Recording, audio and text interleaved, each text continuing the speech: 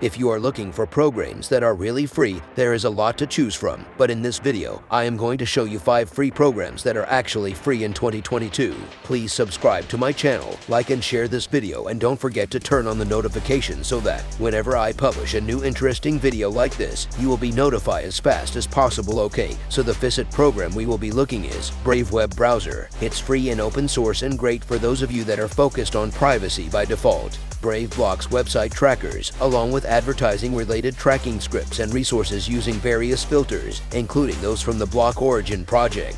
The Tor function is also built in to prevent sites from knowing your IP address and allows you to browse the net with the protections of the Tor network. Something unique for Brave is the rewards program that lets you earn tokens for paying attention to ads. You can either keep these tokens for yourself or pass them on to your favorite websites to help them to keep on creating the content you like. Here, you can modify the settings for blocky ads, trackers, scripts, and cookies, and in the section below it you can choose whether to allow or block Google login buttons on third-party sites or embedded posts from Facebook, Twitter, and LinkedIn. The Brave web browser is available for Windows, Mac, and Linux.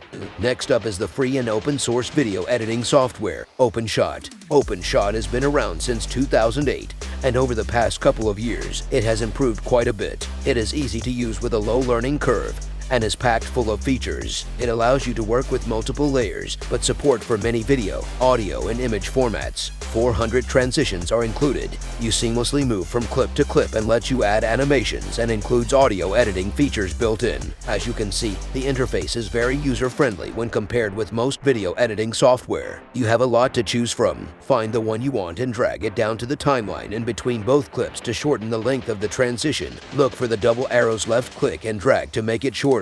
Now take that transition and drag it over the end of the first clip. Then take that second clip to the right and drag it over the transition. On their site, there's a handy user guide that'll teach you how to use it. OpenShot is available for all the major operating systems: Windows, Linux, and Mac. Next on is Thunderbird. Thunderbird is a free and open source email client to manage all of your email accounts in one place. It was developed by Mozilla, the creators of the Firefox browser, and it's quite a bit better than most of the paid-for competitors, making it a great alternative to Microsoft Outlook. It's highly secure and they make it easy to connect your email accounts from just about any service. In addition, you can also sync your calendar address book and connect to multiple instant messaging services with support for various platforms. Just like most web browsers, Thunderbird lets you load your emails in separate tabs, giving you quicker access to those emails when you need. For added convenience, their search tools and quick filter toolbar are quite handy. It's also highly customizable. Extensions are available to enhance its functionality along with themes to change the way it looks. It's available for Windows, Mac OS, and Linux after you install Thunderbird. Setting it up couldn't be any easier. For example, when setting up your existing email addresses, click on Email, then enter the required information. It must have programmed I can't live without it. Up on number 4 is 7-Zip.